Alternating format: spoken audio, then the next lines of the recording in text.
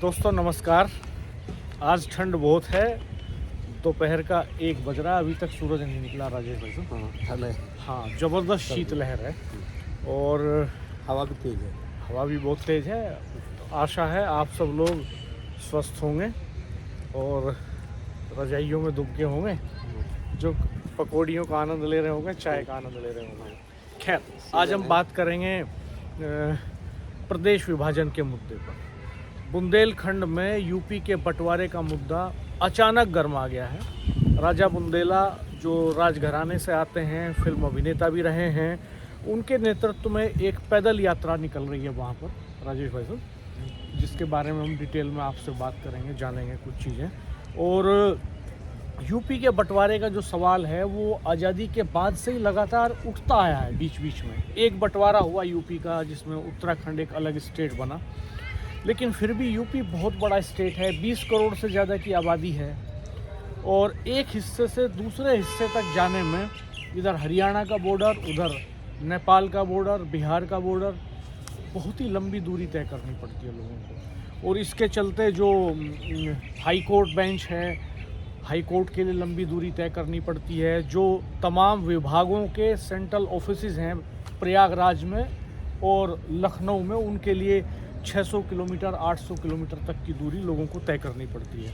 तो पश्चिमांचल में भी एक बड़ा मुद्दा रहा है। जी। और एक वक्त था 2010-11 में, जब उत्तर प्रदेश की उस समय की मुख्यमंत्री मायावती जी ने 2012 के विधानसभा चुनाव में जाने से पहले उत्तर प्रदेश के 4 हिस्सों में बंटवारे का प्रस्ताव पास कर दिया था विधानसभा में। और इस प्रस्ताव को पास करके उन्होंने सेंट्रल गवर्नमेंट को भेज दिया था। उसके बाद ये आगे नहीं बढ़ पाया। तो इसके राजनीतिक जो निहितार्थ हैं हम उन पे बात करेंगे। कौन कौन पार्टियां इसके खिलाफ हैं, कौन कौन पार्टियां फेवर में हैं। और अब ये मुद्दा इसलिए ज़्यादा गरमा रहा है क्योंकि 2027 में विधानसभा चुनाव होना है यूपी में। और ये माना जा रहा है कि 2027 का जो चुनाव होगा वो नए परिसीमन के आधार पर होगा। सारी असेंबली और लोकसभा की सीटों का डिलिमिटेशन होगा। नए सिरे से दायरे तय होंगे, सीमाएं तय होंगी इन सारी कॉन्स्टिट्यूएंसीज की, चूँकि पॉपुलेशन बढ़ गई है। और पिछला जो परिसीमन हुआ था वो 2008 के आसपास हुआ था। उस वक्त 2009 का जो लोकसभा चुनाव था वो तो नए परिसीमन के आधार पर हुआ था, लेकिन विधानसभा का चुनाव 2012 का हुआ था नए परिसीमन पर। तो अब ठीक 15 साल बाद 2027 का चुनाव नए परिसीमन पे होगा। तो इस वक्त जो बुंदेलखंड में मूवमेंट चल रहा है वो इसी को लेके चल रहा है कि उनका ये कहना है राजा बुंदेला का कि चूँकि 27 में डिलिमिटेशन होना है, नए सिरे से सीमाएं तय होंगी सारी कॉन्स्टिट्यूएंसीज की। और यूपी में इस वक्त 403 सीटें हैं विधानसभा की, जो 700 तक पहुंच जाएंगी। और ऐसे ही लोकसभा की सीटें 80 से 120 तक पहुंच जाएंगी पॉपुलेशन के बेसिस पर। तो ऐसे में उत्तर प्रदेश इतना बड़ा स्टेट हो जाएगा कि इसको संभाल पाना प्रशासनिक दृष्टि से, राजनीतिक दृष्टि से, आर्थिक दृष्टि से, विकास की दृष्टि से बेहद मुश्किल हो जाएगा।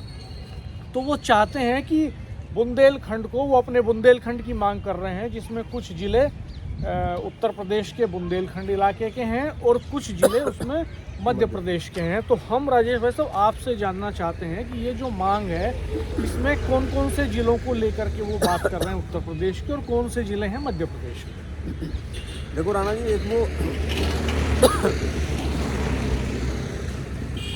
बुंदेलों के बारे में कहावत है, कहानी है पुरानी, कि बुंदेलो हर बोलो के मुँह हमने सुनी कहानी की, खूब लड़ी मर्दानी वो तो झांसी की रानी के बारे में। बुंदेले जब जब बोलते हैं तो उसका भी मतलब होता है। एकाएक यूँ तो आज़ादी के बाद से लगातार प्रदेश के बंटवारे की मांग हुई। आप देखो ना, ये आपने सही सवाल उठाया डॉक्टर साहब। आप देखो कि अगर हम पश्चिम उत्तर प्रदेश में बात करें तो इधर बॉर्डर राजस्थान का है, इधर बॉर्डर हरियाणा का है, इधर बॉर्डर उत्तरांचल का है, पंजाब का बॉर्डर भी टच करते हैं। और इधर जाएंगे तो छत्तीसगढ़ का बॉर्डर है। जब हम सोनभद्र की तरफ जाएंगे तो छत्तीसगढ़ का बॉर्डर है, गोरखपुर जाएंगे तो बिहार का बॉर्डर है। मतलब इतना बड़ा स्टेट है, 20-25 करोड़ की पॉपुलेशन है, 403 विधानसभा वाला अकेला प्रदेश है। और ये वो राजा बुंदेला की यही मांग है, उनका ये कहना है कि भाई फिलहाल 403 विधानसभा हैं और जब नया परिसीमन होगा तो ये विधानसभा बढ़कर लगभग 700 के आसपास हो जाएंगी। 80 यहाँ लोकसभा हैं और परिसीमन के बाद में ये लोकसभा की संख्या 120 से 25 तक हो जाएंगी। और वो उनका ये मानना है कि वो बुंदेलखंड तो हमारे तो पहले रियासत थी, बुंदेलखंड तो रियासत रही और बुंदेलखंड ऐसा है अलग थलग कुछ उत्तर प्रदेश में किनारे पे पड़ा हुआ है, कुछ मध्य प्रदेश के किनारे पे पड़ा हुआ है। तो इन्होंने 19 जिले चयन किए हैं और लगातार जो ये पिछले लगभग 2 महीने से मांग खड़ी हुई है। आप देखिए राजा बुंदेला जब चल रहे हैं, एक तो फिल्म स्टार है, वो नामचीन हस्ती है, फिर वो जो बुंदेलखंड की रियासत थी वो रियासत के वारिस भी हैं। वो जब चल रहे हैं तो कुछ लोगों ने सवाल खड़ा किया कि भाई उनके साथ भीड़ भाड़ नहीं है। उनका ये कहना है कि हम अपने लोगों को डिस्टर्ब नहीं करना चाहते, हम तो मैसेज देना चाहते हैं। मैं देख रहा था उनके मूवमेंट का पैटर्न, तो उसमें क्या है कि वो गांव-गांव निकल रहे हैं पैदल यात्रा करते हुए, 100 से 200 लोगों का जत्था अपने साथ रखते हैं और वो फाइनली जो है 12 जनवरी को एक बड़ा सम्मेलन करने जा रहे हैं उरई में। दरअसल उरई 10 को शायद 10 को, हाँ 10 जनवरी को, 10 जनवरी को उरई में एक बड़ी सभा करने जा रहे हैं इस मांग को लेके वो। और उरई जो है वो जालौन जिले का हिस्सा है। डिस्ट्रिक्ट हेडक्वार्टर तो जालौन है, लेकिन एक तरह से जिला मुख्यालय उरई है, ज़्यादातर ऑफिसेज वहीं पे हैं। तो वहाँ एक बड़ा डिमोन्स्ट्रेशन ये करने जा रहे हैं। तो उनके पैटर्न में भी नहीं है कि वो 1 लाख लोग लेके यात्रा में निकले। तो वो यात्राएं तो ऐसी होती हैं 100, 200, 400, 1000 लोग, लेकिन वो अवेयर कर रहे हैं लोग, मैसेज दे रहे हैं लोग, मैसेज दे रहे हैं। और डॉक्टर साहब ये जो है, जैसा आपने अभी बताया कि कौन कौन से ज़िले हैं, तो मैं एक बार बता दूं, चूँकि इसमें 10 ज़िले उत्तर प्रदेश के हैं और 9 ज़िले मध्य प्रदेश के हैं जी। मैं मध्य प्रदेश की बात करूं तो मध्य प्रदेश में दतिया, सागर, टीकमगढ़, छतरपुर, निवाड़ी, पन्ना, कटनी, दामोह और एक हिस्सा अशोकनगर का है जो मुगावली है। एक हिस्सा गुना का है जिसमें पिछोर और करेरा आता है। अब मैं अगर उत्तर प्रदेश की बात करूं तो उत्तर प्रदेश में ललितपुर, झांसी, उरई, जालौन, हमीरपुर, महोबा, बांधा, चित्रकूट, कानपुर देहात है, फतेहपुर और कौशाम्बी जिला है। तो ये 19 ज़िले हैं। उनका ये मानना है राजा बुंदेला का, वो कह भी रहे हैं, जब उनसे लोग सवाल करते हैं कि अगर बुंदेलखंड अलग हो जाएगा तो बुंदेलखंड में ना तो कोई उद्योग है, ना कोई ऐसे एग्रीकल्चर का बहुत बड़ा वो सेंटर है, और ये तो बोले सबसे तो हीरा हुआ है। उनका ये कहना है कि बुंदेलखंड में तो खनिज संपदा इतनी है, बोले यहाँ तो हीरा पन्ना बनते हैं। और उन्होंने डाटा भी दिया, उन्होंने कहा कि हर साल इसी बुंदेलखंड की धरती है 36,000 करोड़ का राजस्व तो भारत सरकार लेती है, 17,000 करोड़ का राजस्व मध्य प्रदेश सरकार लेती है। और बोले हम तो ये कह रहे हैं कि हमारे यहाँ दलहन की खेती होती है, यहाँ दलहन की खेती होती है, तिलहन की खेती होती है, टमाटर हमें बड़ी संख्या में पैदा होता है। उनका कहना है कि हम तो यहाँ प्रोसेसिंग यूनिट लगवाएंगे, हमें अलग प्रदेश तो बनाया जाए। हाँ, खेती किसानी के हिसाब से तो अच्छा है। और वो कह रहे हैं कि हमारा तो टूरिस्ट पॉइंट है। अगर आप भगवान राम का वर्णन करोगे तो भगवान राम का भी यही वो जो वनवास काल रहा वो चित्रकूट वगैरह में रहा, यही बुंदेलखंड में रहा। और वो कह रहे हैं कि जब भगवान राम का हो वो धार्मिक स्थल, धार्मिक रूप से भी, और वैसे वो पर्यटक स्थल, ऐतिहासिक स्थल है, हिस्टोरिकल। झांसी वहीं उनका मानना है कि भाई वो स्टेट में किसी मुख्यमंत्री से बात नहीं कर रहे। एक बार मुख्यमंत्री से मिले, जैसे मैं पढ़ा उनके बारे में, एक बार उत्तर प्रदेश के मुख्यमंत्री से मिले, लेकिन ये सवाल तो मसला तो भारत सरकार का है। वो मुख्यमंत्री से भी मिले और अमित शाह जी से भी मिले, जो गृह मंत्री हैं भारत सरकार में, तो उनसे भी उनकी मुलाकात हुई बेसिकली। और राजा बुंदेला पॉलिटिकल बैकग्राउंड के आदमी भी हैं, वो इलेक्शन भी फाइट कर चुके हैं बेसिकली। ये बताना भी ज़रूरी मैं समझता हूँ, क्योंकि उन्होंने 2004 में जो है झांसी से लोकसभा का इलेक्शन लड़ा था कांग्रेस के टिकट पे। और उससे पहले 1977 में एनएसडी के पास आउट हैं, एनएसडी से नेशनल स्कूल ऑफ ड्रामा, वहाँ से 77 में पास आउट किया इन्होंने। और बुंदेलखंड विकास के लिए एक संगठन भी उन्होंने बनाया था। झांसी से 2004 का इलेक्शन ये फाइट कर चुके। और बुंदेलखंड कांग्रेस बनाई थी इन्होंने 2011 में।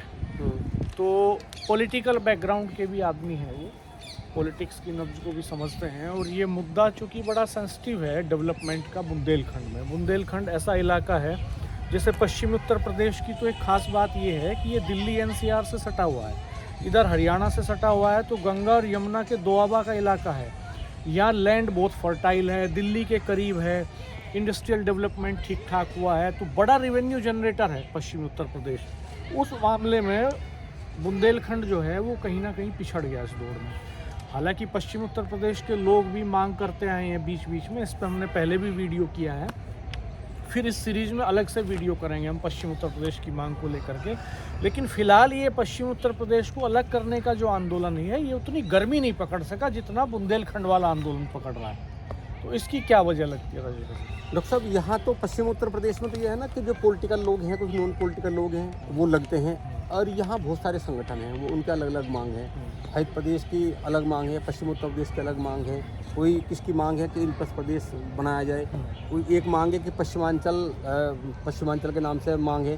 तो अलग अलग मांग है, लेकिन मांग है, अभी भी मांग है, ऐसा नहीं सुनने हैं। और डॉक्टर साहब मुझे लगता है कि जिस तरह राजा बुंदेला चले हैं और जिस तरह का वो मूवमेंट, मतलब इतना सुनियोजित तरीका उनका मूवमेंट है कि एक बार में तो ये है कि तब सबको जगा रहे हैं, सबको जागरूक कर रहे हैं। इसके बाद 2027 से पहले बड़ा मूवमेंट वहाँ होने वाला है। और मुझे लगता है कि जिस तरह का मूवमेंट बुंदेलखंड में खड़ा होने वाला है, जब बुंदेलखंड अलग होने की बात होगी तो मुझे लगता है फिर जो 2011 में उस समय की मुख्यमंत्री मायावती ने जो 4 स्टेट की बात की थी, अगर बुंदेलखंड अलग बनता है तो फिर ये माना जाएगा कि पश्चिम उत्तर प्रदेश, पूर्वांचल, मध्य यूपी फिर बंटवारा होना तय है। अब देखना यह है कि जो पश्चिम उत्तर प्रदेश के लोग हैं या पूर्वांचल के लोग हैं जो मांग कर रहे हैं, वो बुंदेलखंड के जो राजा बुंदेला हैं, वो इनकी मांग से कितना अपना बड़ा मूवमेंट खड़ा कर सकते हैं। अगर ये मूवमेंट खड़ा करने में सफल हो पाए उनका ये कहना है, पूर्वांचल के राजा बुंदेला का ये कहना है, उनका एक इंटरव्यू पढ़ रहा था मैं, तो उन्होंने उसमें कहा कि लगभग 3 लाख लोग जुटेंगे 10 तारीख में उड़ई में। तो अगर वास्तव में 3 लाख लोग वो इकट्ठा कर लेते हैं, और मैं तो ये कहता हूँ कि 3 लाख नहीं, अगर 1-1.5 लाख लोग भी इकट्ठा हो जाते हैं तो यूपी के बंटवारे के मुद्दे में एक गर्माहट आ जाएगी, एक जान पड़ जाएगी। और निश्चित तौर पर इससे जो पश्चिमी उत्तर प्रदेश के संगठन हैं उनमें भी ये ऊर्जा का संचार होगा। ये एक अलग बात है कि यहाँ पश्चिमांचल के बंटवारे को कुछ राजनीतिक पार्टियों ने इस तरीके से डिरेल करने की कोशिश की कि वो कई सारे इश्यूज बीच बीच में उछालते हैं इसमें। जैसे समाजवादी पार्टी तो यूपी का बंटवारा ही नहीं चाहती, और भारतीय जनता पार्टी जरूर छोटे राज्यों की पक्षधर रही है। और ये जो स्टेट बनाए थे 3 बाद में, जिनमें छत्तीसगढ़, झारखंड और उत्तराखंड, ये भारतीय जनता पार्टी ने ही बनाए थे। तो भारतीय जनता पार्टी छोटे राज्यों की पक्षधर रही है, लेकिन उसकी मुश्किल ये है कि वो किस तरीके से फ्रेम करेगी पश्चिम उत्तर प्रदेश के सिनेरियो को, जातीय धार्मिक आधार पर वो, ये एक महत्वपूर्ण बात होगी, ये देखने वाली बात होगी। और यही शायद अड़चन भी है यहाँ बड़ी। तो इसमें मुझे ऐसा लगता है कि ये जो बुंदेलखंड का आंदोलन है, ये बहुत महत्वपूर्ण रोल प्ले करने वाला है। और दूसरा, पॉलिटिकल इंटरेस्ट, जैसे बीच बीच में ये बात उभर के आती है कि योगी आदित्यनाथ अब इस स्थिति में पहुंच गए हैं कि उनको चाहकर भी जो है, अब भाजपा का जो शीर्ष नेतृत्व है वो चाहकर भी इग्नोर नहीं कर सकता, इतनी मजबूत स्थिति में वो आ चुके हैं। अब इस पे भी बहुत डिपेंड करेगा कि जो प्रधानमंत्री मोदी जब 75 साल के होंगे इस साल, तो 75 साल के होने के बाद, हालांकि इसकी संभावनाएं ना के बराबर हैं, मुझे नहीं लगती इसकी कोई संभावना कि मोदी जी 75 वाले फॉर्मूले पे प्रधानमंत्री का पद छोड़ने जा रहे हैं। मुझे लगता है वो कंटिन्यू करेंगे, और जब वो कंटिन्यू करेंगे तो उसी के बाद ये स्वरूप तय होगा। इस पे बहुत कुछ डिपेंड करेगा, क्योंकि 27 के इलेक्शन में अगर योगी आदित्यनाथ के नेतृत्व में 27 का इलेक्शन होता है और वो रिपीट करते हैं अगर, तो ये तय मानिए कि भविष्य में भारतीय जनता पार्टी के भीतर वो सबसे बड़े कद के नेता होंगे, क्योंकि वो तीसरी बार मुख्यमंत्री होंगे अगर वो जीतते हैं तो ऐसे में उनका कद भारतीय जनता पार्टी में आप ये समझिए कि पार्टी से बड़ा हो जाएगा। और भारतीय जनता पार्टी हमेशा से ये कोशिशें करती रही है कि वो किसी नेता का कद पार्टी से बड़ा नहीं होगा, लेकिन उसके बावजूद मोदी जी का हो गया। मोदी जी हैं, लेकिन मोदी जी का करियर 27 तक जाते जाते वो ढलान की तरफ होगा। तो ये माना ही जा रहा है कि मोदी जी की ये शायद आखिरी राजनीतिक पारी होगी इस तौर पे। खैर, ये आने वाली बातें हैं। दोस्तों, आप लोग कमेंट बॉक्स में बताइएगा, मैं आपकी बात कंटिन्यू करूँगा। दोस्तों, आप लोग कमेंट बॉक्स में रिएक्शन ज़रूर दीजिएगा कि आप किस तरह से देखते हैं इस मुद्दे को। क्या पश्चिम उत्तर प्रदेश में भी बंटवारे का मुद्दा गर्माहट लेगा, कोई बड़ा आंदोलन खड़ा होगा यहाँ भी? क्या जो 10 तारीख का राजा बुंदेला का जो डेमोन्स्ट्रेशन है, क्या वो निर्णायक भूमिका निभा पाएगा? डॉक्टर साहब, ये जो है, जो 10 जनवरी को ये तय हो जाएगा जी, जब राजा बुंदेला का, जब उलई में, जालौन में जो ये बड़ा जो रैली का समापन जो होगा, वहाँ बड़ी संख्या में लोग जुटेंगे जी। सवाल इस बात का नहीं है कि वहाँ 3 लाख लोग जुटेंगे या 1 लाख लोग जुटेंगे जी। सवाल इस बात का है कि जिस तरह वो मूवमेंट चला रहे हैं, वो सबको जागरूक कर रहे हैं जी, वो सबको जो खड़ा कर रहे हैं, जागरूक कर रहे हैं कि भाई तमाम लोग खड़े हो जाओ, जाग जाओ, और उन्हें ये बताया जा रहा है कि अगर बुंदेलखंड अलग राज्य बनता है तो आपकी आय कैसे दोगुनी होगी, जी आपका साम्राज्य कैसे बढ़ेगा, जी आपका देश में कैसे हस्तक्षेप बढ़ेगा, पॉलिटिकल ताकत आपकी कैसे बढ़ेगी। और वो जिस तरह तैयार कर रहे हैं ये उनका पहला चरण है। जी जब नेक्स्ट चरण होगा, और आप ये मानिए कि 2027 से पहले उत्तर प्रदेश में बड़ा आंदोलन होगा पॉलिटिकल रूप से भी, और ये जो स्टेट को लेकर बंटवारे का ये बड़ा मूवमेंट, क्योंकि अगर बुंदेलखंड से बड़ा मूवमेंट होगा तो आप मानिए कि पूर्वांचल और पश्चिम में उसकी हवा तेज चलेगी बहुत ज़्यादा, जी और ये हवा तेज चलेगी।